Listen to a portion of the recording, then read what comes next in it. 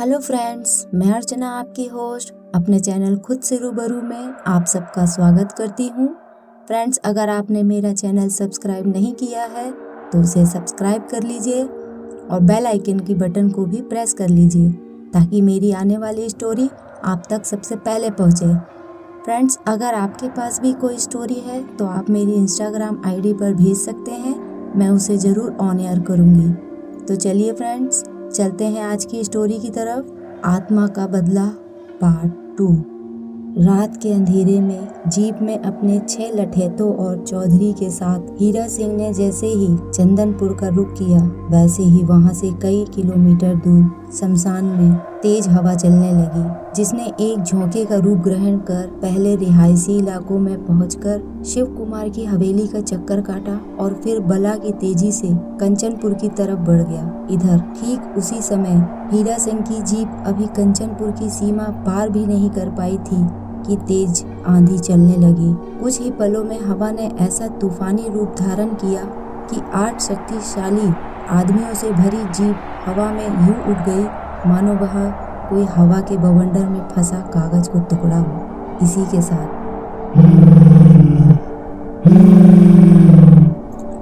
की खौफनाक आवाजें उभरने लगी। सभी हैरानी से मुंह फाड़े इस करिश्मे को देख रहे थे। अभी किसी को ठीक से कुछ समझने का मौका भी नहीं मिला था।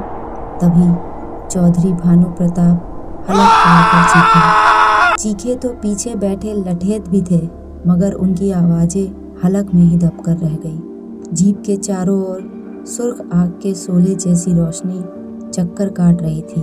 उस रोशनी को हीरा सिंह ने भी देखा, मगर वह चीखा नहीं। हैरत से उसकी आंखें कगारों तक फट गई थी और पूरा जिस्म पसीने से नहा उठा था। उसी पल जीप जमीन पर यूं गिरी जैसे क्रेन ने उसे हवा में उठाकर नीचे छोड़ दिया हो। जीप में बैठे सभी लोग गड़मड़ हो गए। 1-2 बाहर भी गिरे। जीप से नीचे गिरे लोग उठकर भाग निकले, लेकिन जीप में बैठे लोगों को इतना मौका भी नहीं मिला, क्योंकि जमीन पर गिरने के कुछ पलों बाद ही जीप में एक भारी विस्फोट हो गया, जैसे उसके फ्यूल टैंक को चिंगारी दिखा दी गई हो। जीप से जान बचाकर भाग निकले लठैतों ने जब वापस आकर ठाकुर रतन सिंह को रास्ते में घटी भूतहा घटना के बारे में बताया तो ठाकुर व उसके परिवार के होश उड़ गए। ठाकुराइन ने अपने पति व बच्चे की रक्षा करने के लिए पूजा घर में रखी भगवान की छोटी छोटी मूर्तियां उनके हाथों में थमा दी। जैसे तैसे यह खौफनाक रात बीती और सुबह का उजाला हुआ। सबसे पहले ठाकुर रतन सिंह उस स्थान पर पहुंचा जहां उसके भाई की जीप के साथ हादसा घटा था। वहां का मंजर बड़ा ही भयानक था। आग में भस्म होकर बचे जीप के ढांचे के आसपास इतनी जिस्मों के अध चले अंग बिखरे पड़े थे। उन्हीं में से उसके भाई हीरा सिंह का हाथ भी था। अपने भाई को लाश के रूप में देखकर और उसकी लाश की यह दुर्दशा देखकर वह जोर जोर से रोने लगा, मगर अब कुछ नहीं हो सकता था। पहली बार रतन सिंह को अपनी गलतियों का एहसास हुआ। हीरा सिंह की अंत्येष्टि का काम खत्म होते ही ठाकुराइन ने एक पहुंचे हुए पंडित से पूरी हवेली अभिमंत्रित कीलों से किलवा दी। परिवार के सभी सदस्यों के गले में भी अभिमंत्रित ओम के लॉकेट डाल दिए गए। रतन सिंह को विश्वास हो चुका था कि मरने के बाद जानकी की रूह अपने दुश्मनों से बदला लेने के लिए भटक रही है, मगर वह अपने तीनों दुश्मनों का खात्मा कर चुकी थी। अब बस एक ही बचा था, ठाकुर रतन सिंह। जानकी के भूत की चर्चा शिव कुमार के कानों तक भी जा पहुंची थी। ऐसी बातों से उसके मन का दर्द और बढ़ गया कि उसकी पत्नी को गांव वालों ने पहले चैन से जीने नहीं दिया और अब मरने के बाद भी उसे बदनाम कर रहे हैं। न जाने शिव कुमार के मन में अचानक क्या आया कि उसने आनन फानन अपनी तमाम जमीन जायदाद बेच दी, केवल अपने पुरखों की हवेली को छोड़कर। फिर वह अपने दोनों बच्चों के साथ इंग्लैंड में रह रही अपनी बहन के पास चला गया। इधर जानकी की भटकती आत्मा के भय से ठाकुर रतन सिंह ने भी अपने इकलौते बेटे अमर सिंह को इंग्लैंड भेज दिया। अमर सिंह हॉस्टल में रहकर अपनी पढ़ाई करने लगा। तब उसकी आयु करीब 7 या 8 वर्ष रही होगी। समय अपनी अवध गति के साथ आगे बढ़ता रहा और देखते ही देखते 15 वर्ष बीत गए। कंचनपुर का ठाकुर रतन सिंह तावीज गंडों के सहारे अभी जिंदा था और चंदनपुर की हवेली वहां के वफादार नौकरों के दम पर आबाद थी। यह बात अलग थी कि शिव कुमार और उसके बच्चे विदेश में थे, मगर जानकी की भटकती आत्मा अभी तक हवेली में ही थी। हवेली के नौकरों को किसी तरह की कोई परेशानी नहीं थी, लेकिन यदि कोई गांव वाला भूले से या फिर किसी काम के कारण हवेली में आ जाता तो उसका जीवन कुछ ही घंटों का रह जाता था। वह या तो किसी दुर्घटना का शिकार हो जाता या बीमारी का। डर के मारे कोई भी गांव वाला हवेली में भूल से भी कदम नहीं रखता था। उधर विदेश में शिव कुमार जानकी की यादों के सहारे अपना जीवन काट रहा था। अभिनव लॉ कॉलेज में अपनी पढ़ाई पूरी कर रहा था और रिंकी यानी रितिका अपनी कॉलेज की पढ़ाई पूरी कर यूनिवर्सिटी में ठाकुर रतन सिंह के बेटे अमर सिंह के साथ पवित्र प्रेम बंधन में बंध गई थी। अमर सिंह एक कुशल सर्जन बन चुका था और भारत वापसी की तैयारी में जुटा था। जब यह बात रितिका को पता चली तो उसका मन भी अमर सिंह के साथ भारत जाने के लिए मचला, मगर अमर सिंह ने उसे समझाते हुए कहा, ऐसे नहीं रितिका, मैं तुम्हें अपनी दुल्हन बनाकर डोली में बैठाकर पूरे सम्मान के साथ अपने घर ले जाना चाहता हूँ। बस कुछ दिनों की ही तो बात है। मैं इंडिया जाते ही अपने मम्मी डैडी से हमारी शादी की बात कर लूँगा। मेरे माता पिता मुझे बहुत चाहते हैं। मेरी पसंद उनकी पसंद होगी। Don't worry Ritika. कुछ दिनों बाद हम दोनों, कहते कहते उसकी आंखों में शरारत उभर आई। उसकी आंखों में उभरी भावों को परख कर उसका हाथ थामे खड़ी रितिका उसके सीने से लगकर रो पड़ी। कुछ देर बाद अमर सिंह हवाई जहाज द्वारा भारत की ओर चल पड़ा। तेज हवा के तूफान और बेमौसम बरसात ने सड़कों की हालत खराब कर दी थी। अचानक एक कार एक झटके से रुकी। कार क्यों रोक दी ड्राइवर? पिछली सीट पर बैठे अमर सिंह ने पूछा।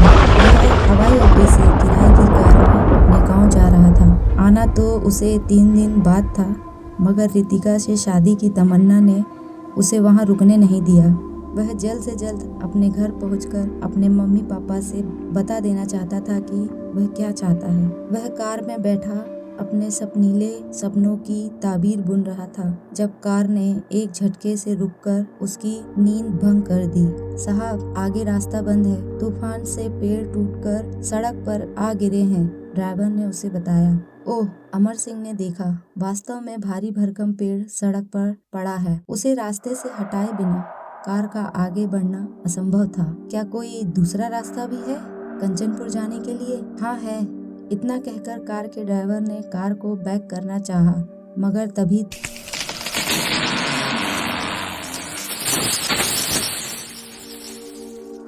कार के पीछे सड़क किनारे खड़ा पेड़ टूटकर गिर पड़ा। अब कार ना आगे जा सकती और ना ही पीछे। तभी ड्राइवर ने एक सुलगते सुर्ख अंगारे जैसी रोशनी कार की तरफ लपकती हुई देखी। भय से उसकी आंखें चौड़ी हो गई, मगर उसने अपना संयम नहीं खोया। ड्राइवर करीब 55 साल का बुढ़ापे की तरफ बढ़ता क्रिश्चियन व्यक्ति था।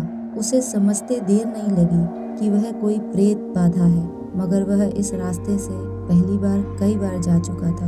आज पहली बार ऐसा हादसा पेश आ रहा था। अगले ही पल उसने बला की तेजी के साथ अपने गले में पड़ा क्रॉस पिछली सीट पर बैठे अमर सिंह के गले में डाल दिया और तभी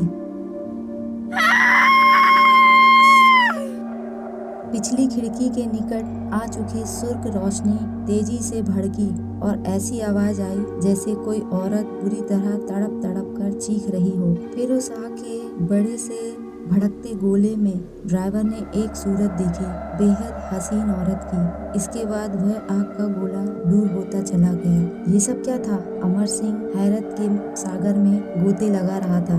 जबकि बूढ़ा ड्राइवर अभी तक मुंह फाड़े उस ओर ही देख रहा था जिस ओर से आग का गोला आया था। अगली सीट पर बैठे ड्राइवर की ऐसी दशा देखकर अमर सिंह ने उसे झिझोड़ा, ड्राइवर बाबा,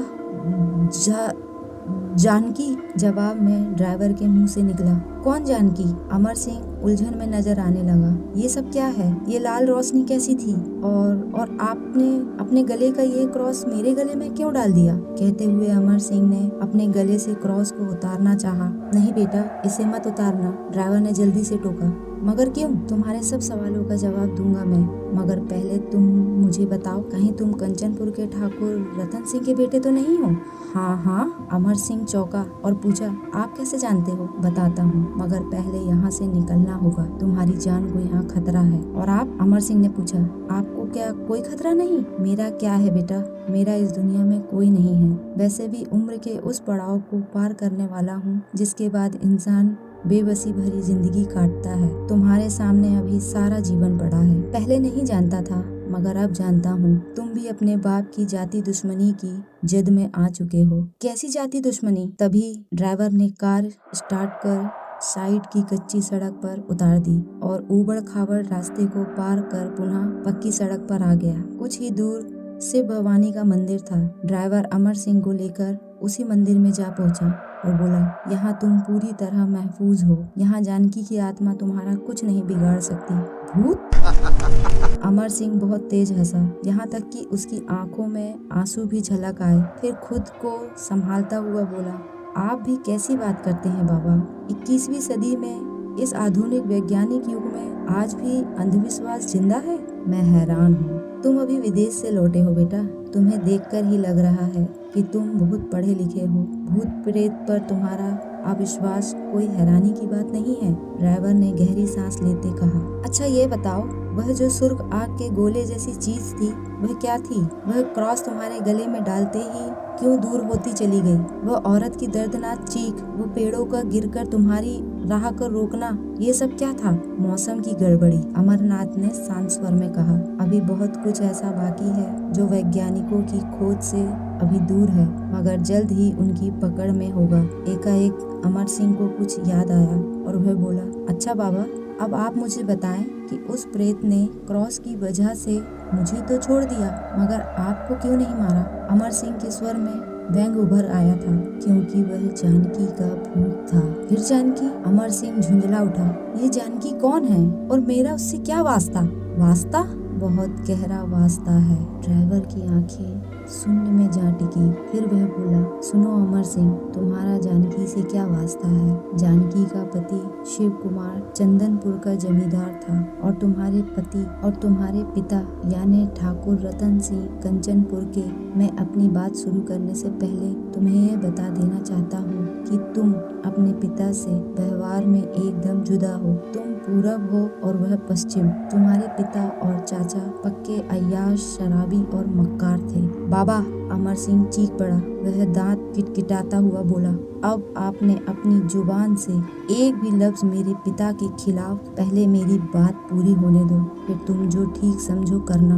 वर्षों से मैं एक बोझ अपने सीने पर लिए फिर रहा हूँ, उसे आज उतार देने दो। अमर सिंह क्रोधित नजरों से ड्राइवर को देखने लगा। उसने अपने होंठ सख्ती से भींच लिए थे। ड्राइवर बोला,